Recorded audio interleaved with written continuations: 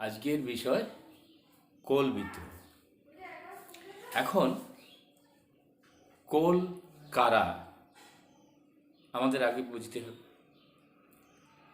তো এই কোল ছিল ভারতবর্ষের একটি উপজাতি সম্প্রদায়।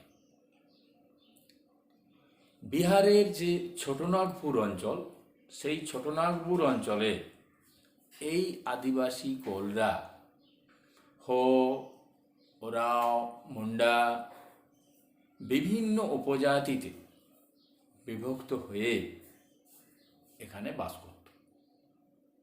তারা জঙ্গল পরিষ্কার করে কৃষি জমি বানিয়ে চাষবাস করত, অরণ্য সম্পদকে ব্যবহার করত।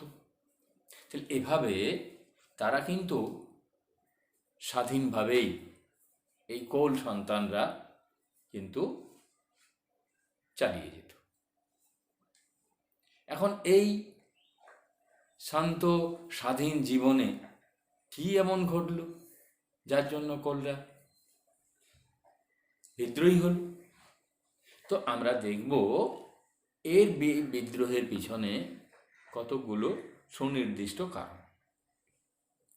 আমরা তার আগে একটু দেখে নিই, কোল বিদ্রোহ মেইনলি হয়েছিল দুটো পর্ব। একটা হচ্ছে 1820-21 খ্রিস্টাব্দ, আর একটি হয়েছিল 1831-32 খ্রিস্টাব্দ।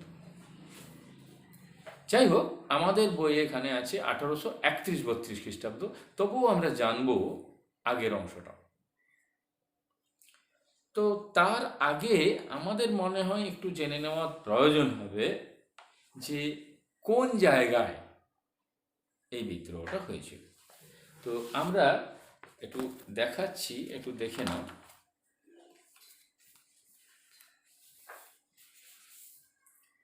এই যে একটা মানচিত্র আমি তোমাদের দেখাচ্ছি, এই মানচিত্রটাতে দেখো, তাকাও। এই একটা হালকা কালারে দেখো একটা মানচিত্র, এবং এই মানচিত্রের মধ্যে দেখো আমাদের পশ্চিমবঙ্গের ঠিক পশ্চিম দিকে বিহার, ওড়িশা, বিহার, ঝাড়খণ্ড। তো দেখো বিহারের ঠিক দক্ষিণে ঝাড়খণ্ড, এই সমগ্র ঝাড়খণ্ড, বর্তমান ঝাড়খণ্ডের অংশটাই এখানে দেওয়া আছে।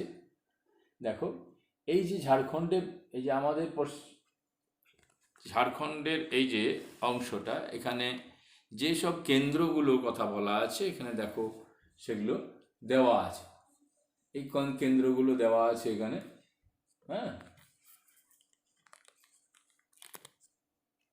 এই যে একটার পর একটা কেন্দ্র কিভাবে কোন দিকে ছড়িয়ে পড়েছিল, সিংভূম, হাজারিবাগ, হ্যাঁ, বিভিন্ন জায়গা। তো যাই হোক, তো এই অঞ্চলে তাহলে আমরা দেখতে পেলাম যে বর্তমান ঝাড়খণ্ড, পালামো, হাজারিবাগ, ছোটনাগপুর, রাঁচি, সিংভূম, এই জায়গা জুড়ে কোলরা ছড়িয়ে ছিটিয়ে ছিল, এবং এই জায়গা জুড়েই তাদের ব্রিটিশ সরকার, তাদের জমিদার আশ্রিত মহাজন, হ্যাঁ, এদের বিরুদ্ধে তারা বিদ্রোহী হয়েছিল। তাহলে এখন আমরা দেখব যে সেই বিদ্রোহের পিছনে কতগুলো যে নির্দিষ্ট কারণ ছিল সেগুলো কী কী। আমরা যদিও এর আগে যে অডিও প্রকাশ করেছি সেখানে আমাদের ডিটেলসে বলা আছে, তবুও আমরা একটু সংক্ষিপ্ত আকারে একটু বলার চেষ্টা করছি। এক, উচ্চ হারে রাজস্ব নির্ধারণ। এখন এই জায়গাগুলো যখন ব্রিটিশ ইস্ট ইন্ডিয়া কোম্পানির অধীনে চলে আসে, তখন কোম্পানির ইজারাদাররা অত্যধিক হারে রাজস্ব ধার্য করে এই জায়গাগুলোর ওপর। তাহলে এই জায়গায় আগত, বাইরের দিকে আগত জমিদার, মহাজন, ইজারাদার, তারা কি করে, রাজস্ব আদায় করার নামে তাদের উপর সীমাহীন অত্যাচার শুরু করে দেয়। তাহলে স্বাভাবিক এতেই তাদের অসন্তোষ, ক্ষোভ বৃদ্ধি পায়। আচ্ছা, তার 1 নম্বর হচ্ছে উচ্চ হারে রাজস্ব। 2, আর সেই উচ্চ হারে রাজস্ব না দিতে পারার ফলে তাদের উপর নিপীড়ন, তাদের উপর অত্যাচার, বন্দি করে রাখা। স্বাভাবিকভাবেই তাদের এগুলো মনের মধ্যে একটা ক্রোধ জমা করে দেয়। সরকারি বিভিন্ন কাজ উপলক্ষে, বিভিন্ন নির্মাণ কাজ, হ্যাঁ, রাস্তাঘাট নির্মাণ, এইসব ক্ষেত্রে তাদেরকে বিনা পয়সায় খাটানো হতো, পয়সা না দিয়ে কাজ করিয়ে নেওয়া হতো, বেগার খাটা। মদের দাম বেড়ে যাওয়া, মদের দাম বেড়ে গেলে তাদের অপর একটা দ্রব্যমূল্য বৃদ্ধি জনিত একটা সমস্যা, সেটাও তাদেরকে ক্ষুব্ধ করে। সরকারের বিভিন্ন ঠিকাদাররা, বিভিন্ন ব্যবসায়ী, তারা ইচ্ছের বিরুদ্ধে জোর করে তাদের আফিম বা বিভিন্ন ধরনের চাষ করতে বাধ্য করায়, যেটা তাদের আপত্তি থাকলেও অত্যাচারের ভয়ে তাদের সেই চাষটা করতে হয়। আর কি না, তারা যে স্বাভাবিক তাদের একটা নিজস্ব বিচার আইন রাজস্ব ব্যবস্থার অধীনে ছিল, ব্রিটিশ শাসন প্রতিষ্ঠিত হওয়ার ফলে কি হলো, তাদের সেই সমাজ ব্যবস্থাটা ভেঙে গেল, তাদের জীবনটা এলোমেলো করে দিল। তাহলে স্বাভাবিক কারণেই তারা অসন্তুষ্ট ছিল ব্রিটিশ এবং তাদের আশ্রিত জমিদার মহাজন এই শ্রেণীর বিরুদ্ধে। তো এই কোলরা আমরা বললাম 1820-21 খ্রিস্টাব্দে প্রথম বিদ্রোহ করেছিল। কেন না, পোড়হাটটাও ওই ঝাড়খণ্ডেরই অংশ, ঝাড়খণ্ডে ওই পোড়হাটের জমিদার, পোড়হাটের রাজা, তিনি ব্রিটিশ সরকারের কাছ থেকে ইজারা নেয় জমি। ইজারা নিয়ে তিনি জোর জবরদস্তি করে রাজস্ব বাড়িয়ে এভাবে রাজস্ব আদায় করতে থাকে। তার নজরে পড়ে পার্শ্ববর্তী কোল অঞ্চল, সেখানেও একই পদ্ধতিতে তিনি জোর জবরদস্তি শুরু করে দেয়, পুরোপুরি নিজের করে নেন এলাকাটিকে। ব্রিটিশ সরকারও তার এই পদক্ষেপ, তার এই কার্যকলাপ এগুলোকে মেনে নেয়। এর ফলে কি হয়, কোলদের মধ্যে অসন্তোষ দেখা দেয়। তখন কি হয়, তখন তারাও হিংস্র হয়ে ওঠে, রাজকর্মচারীদের হত্যা করতে এগিয়ে আসে। এই রকম পরিস্থিতিতে রোগশেষ নামক একজন ইংরেজ কর্মচারী সঙ্গে নিয়ে কোলদের বিরুদ্ধে যুদ্ধে নেমে পড়ে পোড়হাটের জমিদার। তো সেই পোড়হাটের জমিদার তখন কি করে, তখন ওই রোগশেষকে নিয়ে তারা কিন্তু কোলদের বিরুদ্ধে সরাসরি যুদ্ধ ঘোষণা করে। কোলরা সাধারণ অস্ত্রশস্ত্র নিয়ে, বর্ষা, বল্লম, তীর, ধনুক নিয়ে তারা ইংরেজের বিরুদ্ধে যুদ্ধ ঘোষণা করে। কিন্তু যাই হোক, আমরা আগেই বলেছি ওই সশস্ত্র শক্তির কাছে নিরস্ত্র মানুষ বেশি দিন লড়াই করতে পারে না। তো যাই হোক, এই যুদ্ধটার নাম হচ্ছে চাইবাসার যুদ্ধ। এখন তোমাদের মনে প্রশ্ন হতে পারে যে স্যার, চাইবাসার যুদ্ধ, তাহলে বললেন চাইবাসাটি কোথায়? চাইবাসাটা হচ্ছে যে সিংভূম জেলা, সিংভূম যে ঝাড়খণ্ড, আমাদের পশ্চিমবঙ্গের পশ্চিম অংশে, বিহারের দক্ষিণ দিক ঝাড়খণ্ড, সেই ঝাড়খণ্ডের পশ্চিম সিংভূম জেলা, এটা ডিস্ট্রিক্ট হেডকোয়ার্টার। তো যাই হোক, সেই চাইবাসার যুদ্ধে শেষ পর্যন্ত কোলরা পরাজিত হয়। আধুনিক অস্ত্রশস্ত্রে সজ্জিত ইংরেজদের কাছে তারা কিন্তু দীর্ঘকাল তাদের প্রতিরোধকে জারি রাখতে পারেনি। এরপর কিছুকাল চুপচাপ ছিল কোলরা, কিন্তু ব্রিটিশ সরকারের ইজারাদারদের, জমিদারদের অত্যাচার কিন্তু কোনোভাবেই কমেনি।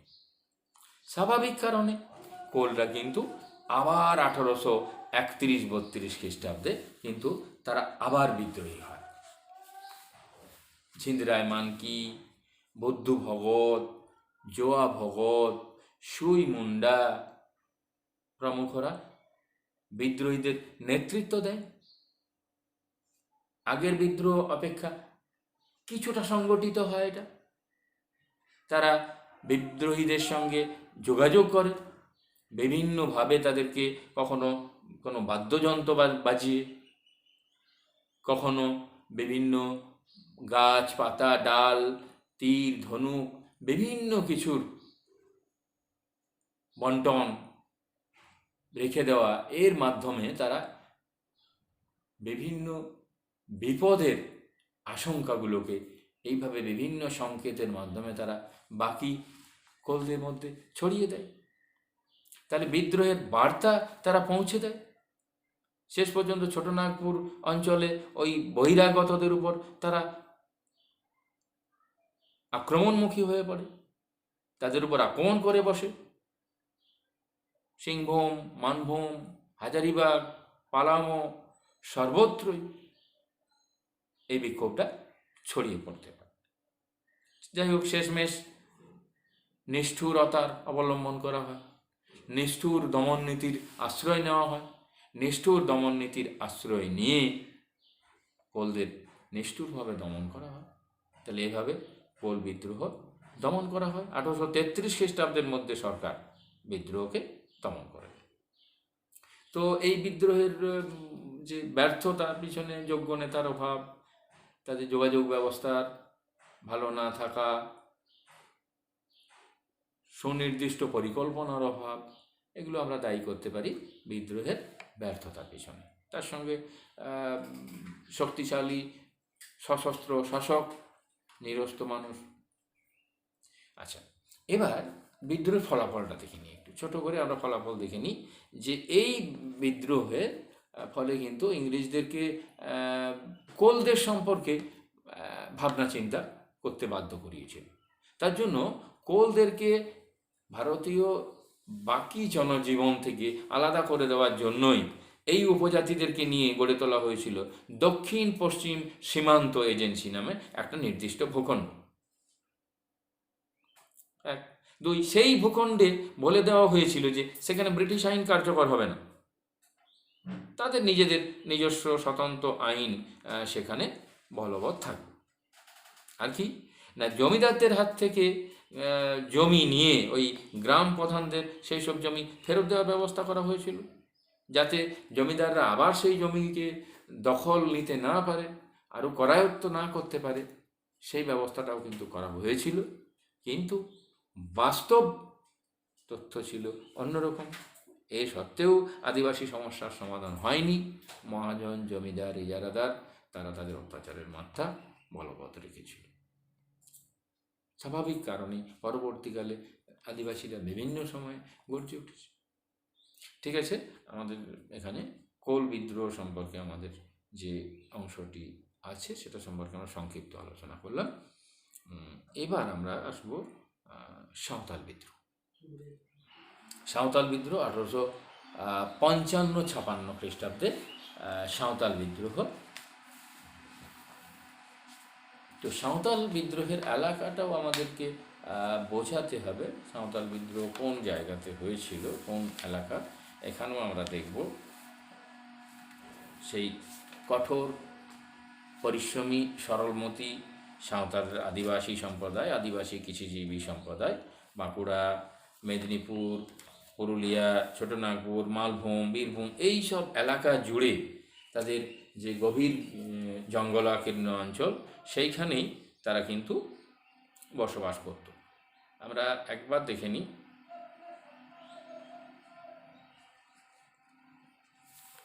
সেই একই অঞ্চলটা আমরা দেখব এখানে। এই যে অংশটা আমরা দেখতে পাচ্ছি, সেই ঝাড়খণ্ডে সেই ছোটনাগপুর পার্বত্য মালভূমি অঞ্চল। হ্যাঁ, তো এই জায়গাটাই আমরা দেখে নাও ভারতের মানচিত্রে।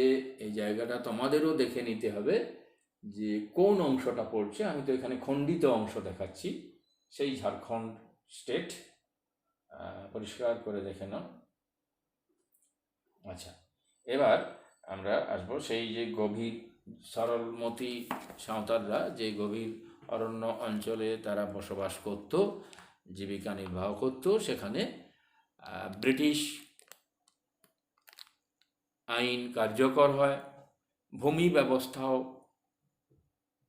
তারা তাদের হাতে চলে যায়, নতুন নতুন ইজারাদার নিযুক্ত করা হয়, তাহলে স্বাভাবিকভাবেই সেই সব জায়গাতে সেই ইজারাদারদের জমিদারদের কোপ পড়ে, তারা সেই জায়গা ছেড়ে দিয়ে সেখানে চলে যায় রাজমহলের পার্বত্য অঞ্চলে। সেখানে মুর্শিদাবাদের বনভূমি একাংশে পরিষ্কার করে সেখানে তারা চাষবাস শুরু করে দেয়। সেই জায়গাটির নাম তারা দেয় দামিন ই কোহ বা দামিন ই কো বা পাহাড়ের প্রান্তদেশ।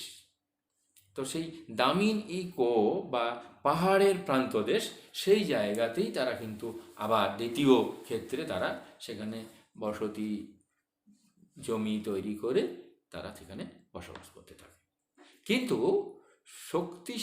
কিন্তু স্বৈরাচারী শাসনের যন্ত্র যেগুলি, জমিদার মহাজন, এরা কিন্তু ঠিক আবার এই জায়গাতেও তাদের উপর খবরদারি করতে শুরু করে দেয়, সেই জোর জবরদস্তি। তো যাই হোক, এই বিদ্রোহের কতগুলো যে সুনির্দিষ্ট কারণ ছিল, সেই কারণগুলো আমরা এখন পড়ব। তো সেগুলো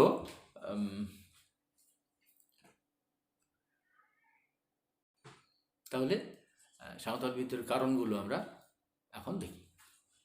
এক, তারা কঠোর পরিশ্রম করে জঙ্গলাকীর্ণ পাথুরে জমিকে চাষযোগ্য জমিতে পরিণত করেছিল। কিন্তু এই অঞ্চলেও ব্রিটিশ ইজারাদার জমিদাররা তাদের উত্তরোত্তর খাজনা বাড়িয়ে তুলেছিল, যার ফলে তৈরি হয়েছিল বিক্ষোভ। এক, তার হচ্ছে যে অতিরিক্ত খাজনার হার। দুই, খাজনা মেটাতে হবে জমিদারকে, মেটাতে হবে নগদে। তারা নগদ পাবে কোথায়? তাহলে মহাজন শ্রেণী সমতল অঞ্চলে তারা অর্থ দেওয়ার জন্য বসে আছে। এই মহাজন সম্প্রদায় তারা দরিদ্র অশিক্ষিত সাঁওতালদের এই দারিদ্র আর অশিক্ষার সুযোগ নিয়ে তারা ভুল লিখিয়ে তাদেরকে ঋণের বেড়া জালে জড়িয়ে নিত। তারা যে ঋণ দিত তার সুদ 50 থেকে 500% হয়ে যেত, এবং একবার সেই ঋণ নিলে তারা কিন্তু আর তার জাল থেকে বেরিয়ে আসার কোনো ব্যবস্থা বা অবস্থায় ছিল না। সেই ঋণের বেড়া জালে তারা বংশ পরম্পরায় জড়িয়ে যেত। তার ঘর বাড়ি, চাষের বলদ, ছেলে মেয়ে, বউ বাচ্চা সবাই, এমনকি বংশ পরম্পরায় দাসেও পরিণত হতো। সারা জীবনেও সেই ঋণ শোধ হতো না। তারপর 2 ধরনের ঋণপত্রে তাদেরকে সই করিয়ে নিত। সেই 2 ধরনের ঋণপত্র কি? একটা হচ্ছে কামিয়াতি, আর 2 নম্বর হচ্ছে হারওয়াহি। এই কামিয়াতি ও হারওয়ারি, এই 2 ধরনের ঋণপত্রে তাদের সই করিয়ে নিত। তাদেরকে ব্যাগার খাটানো হতো, তাদেরকে জোর করে শ্রমদান করানো হতো। এই ব্যাপারগুলো কিন্তু তাদের কাছে জোর জবরদস্তি করেই করা হতো। 3, ব্যবসায়ীরা কিন্তু এই লেখাপড়া না জানা অচেতন মানুষগুলোকে নানানভাবে ঠকাতো। সেটা কীরকমভাবে ঠকাতো? এই ব্যবসায়ীরা 2 রকম দাড়িপাল্লা ব্যবহার করত। একটা কেনারাম, বেচারাম। ভুয়ো দাড়িপাল্লা, কেনারাম বেচারাম, মানে যখন দরিদ্র সাঁওতাল কোনো ফসল সেই ব্যবসায়ীকে বিক্রি করতে আসতো, তখন কি হতো? তখন সেই ব্যবসায়ী একরকম দাড়িপাল্লা ব্যবহার করত, যার ফলে তার কাছ থেকে বেশি সামগ্রী গ্রহণ করেও তার দাড়িপাল্লার ওজন দেখাতো কম। আরেক দাড়িপাল্লা যখন তারা সেই ব্যবসায়ীর কাছ থেকে কোনো দ্রব্য গ্রহণ করত, তখন দেখাতো ওজনের পরিমাণ বেশি, কিন্তু বাস্তবিক ক্ষেত্রে কম ওজনের দ্রব্য সামগ্রী সরবরাহ করত। তাহলে এই ভুয়া দাড়িপাল্লা ব্যবহার করেও দরিদ্র সাঁওতালদের ঠকানো হতো। এবার লর্ড ডালহৌসির আমলে রাজমহল, রামপুরহাট, ভাগলপুর, সাহেবগঞ্জ বিভিন্ন জায়গায় যে রেল পাতা হতো, সেই রেল পাতাকে কেন্দ্র করেও কিন্তু ওই অঞ্চলে যে ঠিকাদারদের আবির্ভাব হয়, এই ঠিকাদাররা তাদেরকে অধিকাংশ সময় পারিশ্রমিক না দিয়ে জোর করে কাজ করানো হতো। আবার তাদের বাড়ির হাঁস, মুরগি, ছাগল সব কিছু কেড়ে নিয়ে যেত। এমনকি সাঁওতাল বাড়ির মেয়েদের ইজ্জতে হাত দিতেও কিন্তু তারা কোনো রকমই কুণ্ঠাবোধ করত না। এর সঙ্গে তাদের সেই সমাজ ব্যবস্থা এলোমেলো করে দেওয়া, অরণ্য আইন পাস করে তাদেরকে বঞ্চিত করা, আর তার সঙ্গে খ্রিস্টান ধর্মপ্রচারকদের এই অসহায় অবস্থার সুযোগ নিয়ে ধর্মপ্রচার করা।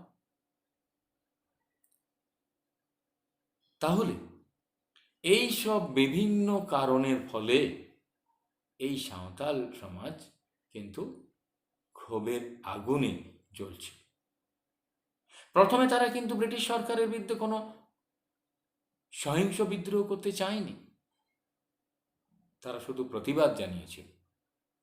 কিন্তু ব্রিটিশ অত্যাচার, দমন নীতি তাদেরকে কিন্তু বিদ্রোহের ব্যাপকতা বৃদ্ধি করে দিয়েছিল। অহিংস থেকে সহিংস রূপ নিয়েছিল এই বিদ্রোহে। তাহলে আমরা এতক্ষণ শুনলাম কারণে, এবার দেখব বিদ্রোহের সূচক। তাহলে এই অত্যাচারের প্রতিবাদে সাঁওতালরা বিদ্রোহের পতাকা তুলল। আমরা প্রথমেই বলেছি, প্রথমেই তারা কিন্তু গর্জে ওঠেনি। প্রথমে তারা স্থানীয় কর্তৃপক্ষের কাছে অভিযোগ জানিয়েছিল, কিন্তু যখন এই আবেদনে কোনো সমস্যা সমাধান হয়নি, তখন তারা বুঝেছিল যে বিদ্রোহ ছাড়া আর দ্বিতীয় কোনো পথ নেই। স্বাভাবিকভাবেই সিধু, কানু, চাঁদ, ভৈরব প্রমুখ নেতৃবর্গ তাদেরকে বিদ্রোহে উৎসাহিত করতে থাকলেন। বিশেষ করে সিধু, কানু আহ্বান 1850 সালে ভাগনাদিহির মাঠে প্রায় 10,000 সাঁওতাল সমবেত হয়েছিল। তারা সেইখানে সমবেত হয়ে 7ই জুলাই তারা বিদ্রোহ ঘোষণা করল। মহাজনদের আক্রমণ করল, জমিদারদের আক্রমণ করল, অনেকে ঘর বাড়ি ছেড়ে পালিয়ে গেল। খুব অল্প দিনের মধ্যেই এই বিদ্রোহীদের সংখ্যা 50,000-এ পৌঁছল। তারা বর্ষা, বল্লম, তীর, ধনুক এইসব নিয়ে তারা সংগ্রাম চালিয়ে গেল। যাই হোক, শেষমেশ যা হওয়ার,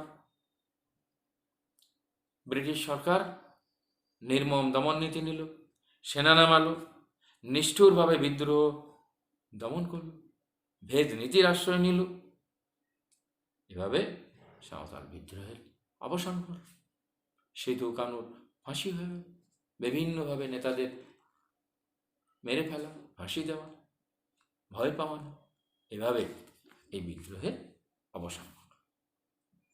তখন এই বিদ্রোহ কী বিদ্রোহ ছিল, প্রকৃতিটা কেমন? তাহলে দরিদ্র কৃষিজীবী সম্প্রদায় এই বিদ্রোহ ঘোষণা করেছিলেন। তো স্বাভাবিকভাবেই এটা আমরা কি শুধুমাত্র উপজাতি বিদ্রোহ বলবো না, এই বিদ্রোহটাকে শুধু উপজাতি বিদ্রোহ না বলে বরং বলবো দরিদ্র কৃষিজীবী সম্প্রদায়ের সংগ্রাম, যেখানে সাঁওতালদের বয়স্ক শিশু থেকে শুরু করে, মহিলা থেকে শুরু করে, ইয়াং থেকে শুরু করে সব স্তরের মানুষ এই বিদ্রোহে অংশ নিয়েছিল। একেবারে মুক্তিযুদ্ধের রূপ নিয়েছিল। আবাল বৃদ্ধ বনিতা শোষিত সাঁওতাল সমাজ গর্জে উঠেছিল এই ব্রিটিশ এই বিদ্রোহে। তারা শুধু যে জমিদার মহাজন ব্যবসায়ী তাদের বিরুদ্ধেই করছিল না, প্রকৃতই ছিল তারা ব্রিটিশের বিরুদ্ধেই কিন্তু এই প্রতিবাদে, এই বিদ্রোহে তারা সামিল হয়েছিল। তো এই সাঁওতাল বিদ্রোহের শিক্ষা থেকেই কিন্তু তৈরি হয়েছিল খেরওয়াড় আন্দোলন। খেরওয়াড় আন্দোলন, নৈকদা আন্দোলন। এই খেরওয়াড় আন্দোলন হয়েছিল বিশেষ করে সাঁওতাল সমাজে ভগীরথ মাঝির নেতৃত্বে। তিনি কি করতে চেয়েছিলেন? তার উদ্দেশ্য ছিল কিন্তু স্বাধীন সাঁওতাল রাজ্য প্রতিষ্ঠা করা। সেই পুরাতন রীতিনীতি আচার ব্যবহারকে তারা পরিত্যাগ করেছিল, ছেড়ে দিয়েছিল।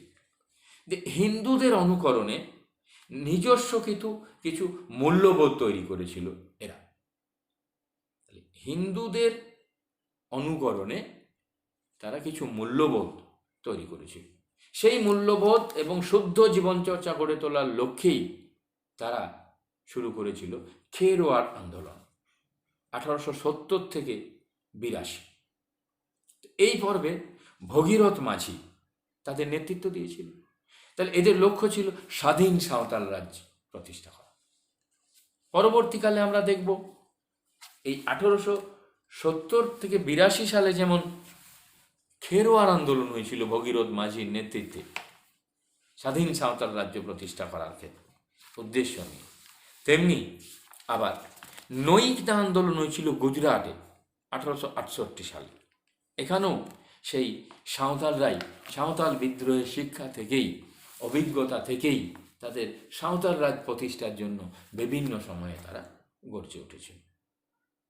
তো এখন আমরা ছোট্ট করে দেখে নিই এই বিদ্রোহের ফলাফল বা গুরুত্ব। তা প্রথমেই বলবো, এটিকে একেবারে আঞ্চলিক বিদ্রোহ বলে এটিকে ছোট করে দেওয়া ঠিক হবে না। সাঁওতাল সমাজ আবাল বৃদ্ধ বনিতা একযোগে শুধু জমিদার মহাজন রয় ইংরেজদের বিরুদ্ধেও বিদ্রোহ করেছিল।